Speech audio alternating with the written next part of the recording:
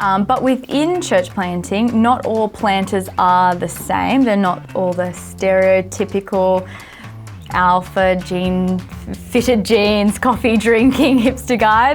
Some of those are exceptional leaders, but that's not everyone. It's interesting, when I asked that question we asked at the start, should you plant a church, could you plant a church? Often the reason for saying no is because they don't see themselves as that type of leader you've just described there. And so there is that alpha male kind of picture in there. Some people are like that, and that's great. And there are particular church planting models that suit people like that. But there are a whole range of church planting models out there that we need different kinds of leaders for.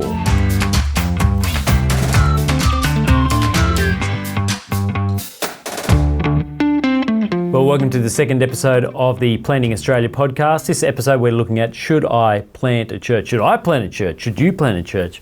I'm Derek Hanna. I'm Madeline Galea. Derek, I've heard you say that if you can plant a church, you should plant a church. That's a bit bold, just my opinion.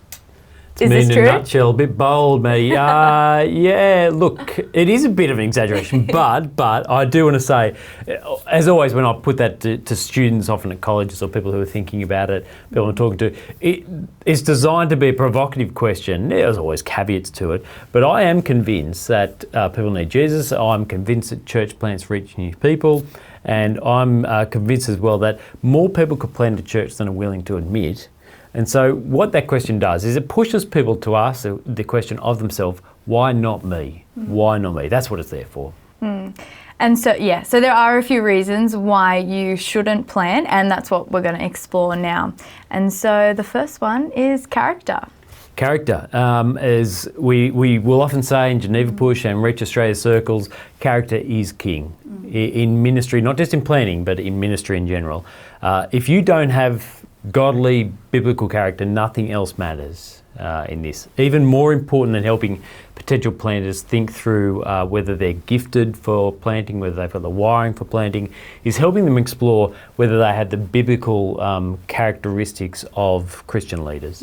Personal virtues, behaviours, they affect everything in your leadership. Patience, kindness, humility, faithfulness, self-awareness. These are the things that really matter when you lead people, because everything else that you do will bleed out of those things. They're shaped by them.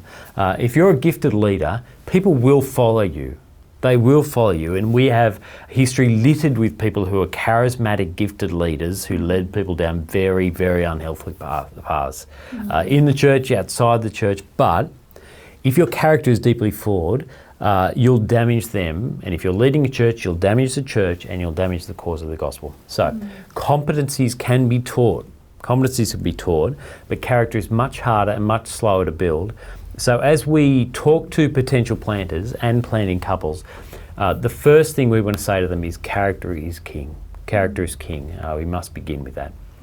Okay, character is king, reason number one. What is reason number two? All right, second thing is this, church planting is not a more important calling than others. So we don't want to lift it up to say this is the pinnacle of Christian ministry.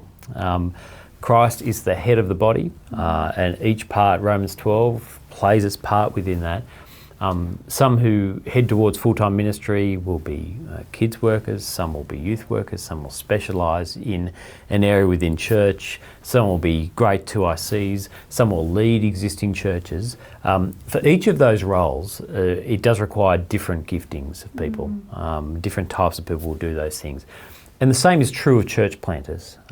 While there are certainly overlaps with skills required in other areas and for other roles, church planters do have a specific set of skills we'll talk about in just a moment around vision casting, gathering people, some of those things. But we want to make sure that we say with church planting, you don't want to go into it just because you think it's sexy or there's something glorifying about it or because you think it's the pinnacle of ministry. Church planting is not a high calling, but it does require a particular set of giftings that we need to explore. But just that, don't go in because you think it's the pinnacle of Christian ministry. Now, that's two, character is king, and church planting does require gifts, but it's not the highest calling. But as we've been talking this through as well, there's another thing that you're seeing in assessments particularly that is absolutely key. What's that one? Yeah, so if you are married and you're considering church planting, if your wife isn't on board, if she doesn't want to do it, if she doesn't like the potential ambiguity of church planting, then we would say don't do it. Your first ministry is always to your wife and to your children, so she needs to be 100% on board. It doesn't mean that, you know, there's some anxiety around planting. It's a big thing. There is high risk, but if she has serious reservations, we would really discourage you, and that's something we really push into in the assessment process. She doesn't have to be a full-time kids worker, nothing like that, but she has to be just as committed to, we are church planting together and we are in this together. Yep. And the challenge is the guys are often thinking a long way ahead with this, just because they're in a different space, or either Bible college or the heads are in this. And so the assessment process, we're trying to bring the two minds together, because you're a team when you plan.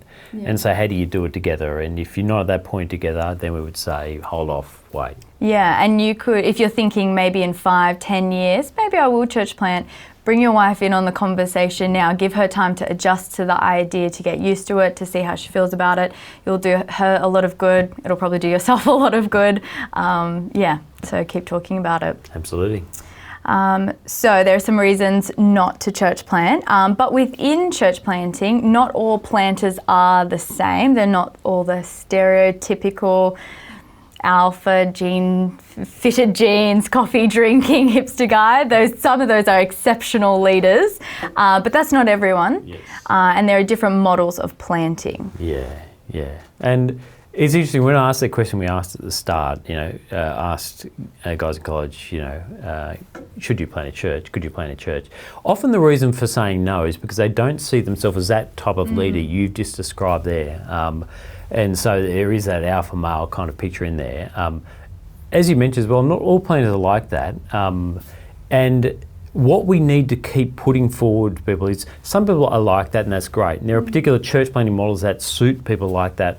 But there are a whole range of church planting models out there that we need different kinds of leaders for. And so people need to be able to see the possibilities for who they are in these church planting models. In some church planting models, that parachute pioneer does require a particular alpha male personality, or the entrepreneur who gets things going from the ground up. But in the mother-daughter church planting models, or in a multi-site church planting models, it takes a different kind of leader, because the size of the launch team is different. So a church planter in these models will require different leadership skills. In the multi-site organisation, mobilisation, the parachute, more entrepreneurial. But often we rule ourselves out of church planting. I see lots of people do this very early on, because they have one particular model, they don't fit it, and so it's all off the table. And we want to say, no, not all church planters are the same.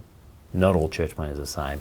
Lots of different models, and so you need to explore those models, explore your context before you say no to church planting. And as we help guys identify, or where are my giftings lie, what kind of model would suit me best, we've built a tool called the Church Planter Assessment Tool, the CPAT, and it does exactly that. So we ask a series of questions based around core competencies for all gospel workers, but then we ask additional questions related to different models of church planting, which kind of helps you think through, okay, this is how I'm wired, this is where my strengths lie. Is there a particular model that could suit me best given how I'm wired? Our hope is that you're finding the Church Planting Australia podcast helpful and challenging, and spurring you to think about how you could reach Australia through church planting. You can download all these resources and more in video form, on podcast apps, or on an ebook by going to genevapush.com/planting Australia. But given that, that's a tool that we have, but there are common characteristics that you would want across all planters. What are they?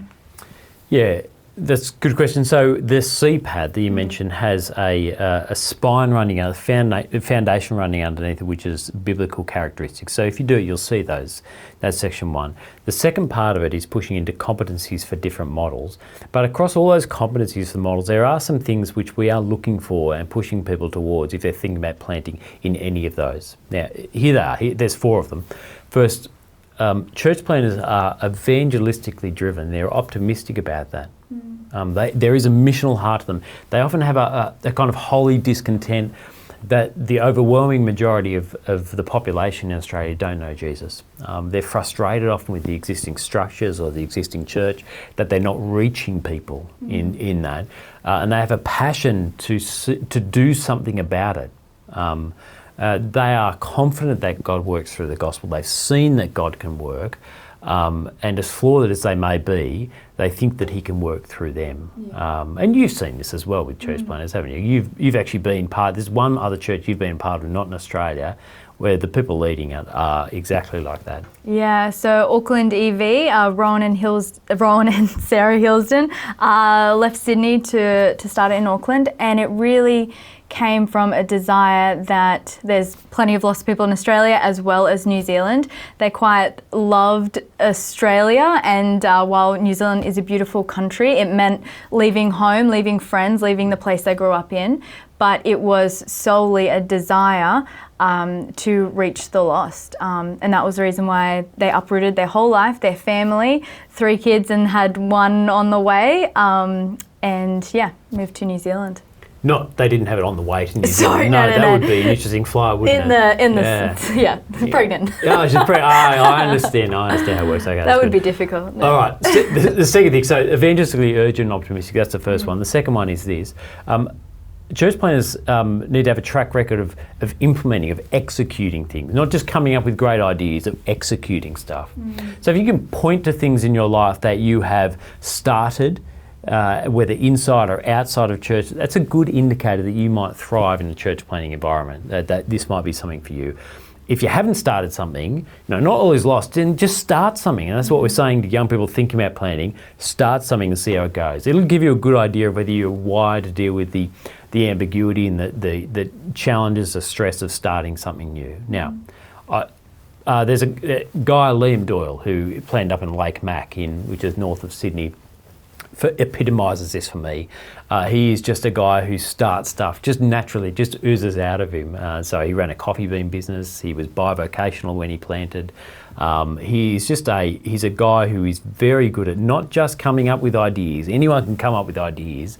He's a guy who executes them and sees them through. And we've seen that skill translate not only from his coffee business, but other things he started, and to his church plant. So Liam Doyle. Yeah, so not just his ministry, but I mean, it sounds like he just does it everywhere, in his life. He does. And not everyone needs to be the Liam Doyle scale, but there's something about that we want to see and look for.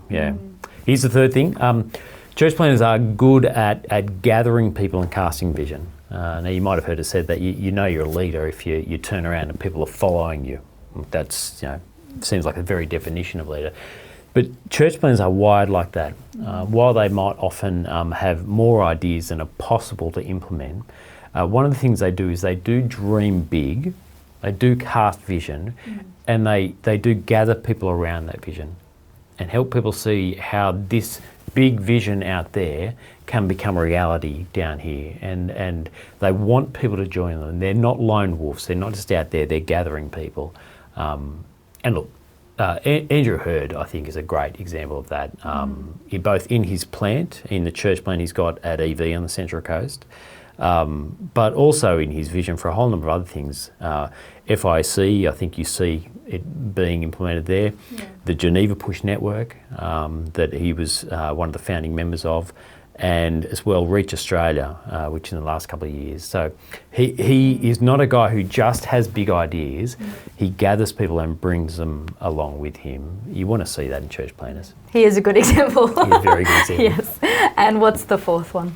The fourth one is church planners. You mentioned this before, and we've mentioned the context of husbands, wives.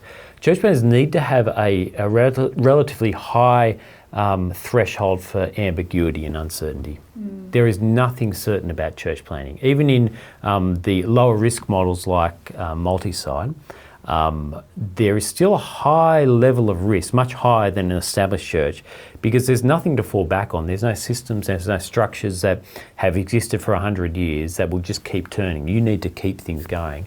And in the early days of a church plant, you're juggling a whole number of things. You're juggling relationships, systems you're trying to set up, people you're trying to network with, new evangelistic context, trying to put it all into place and little to fall back on. So church planners need to be able to deal with a high level of ambiguity and uncertainty and adjust quickly to different circumstances and have the resilience to be able to deal with things when they don't go according to plan and when they fail. Now, these challenges can provide challenges for anyone in leadership. But just as a church planter, you're dealing with a much higher level of uncertainty and a much higher level of risk.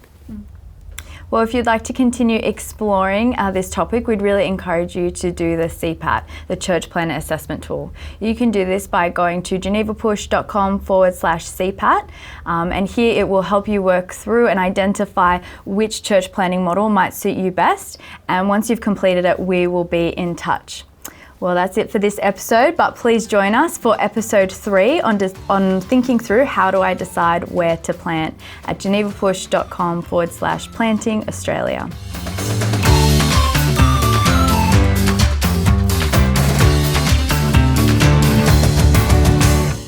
For gospel competencies for all workers. Oh, that doesn't make any sense, does it? No, it doesn't. Go again.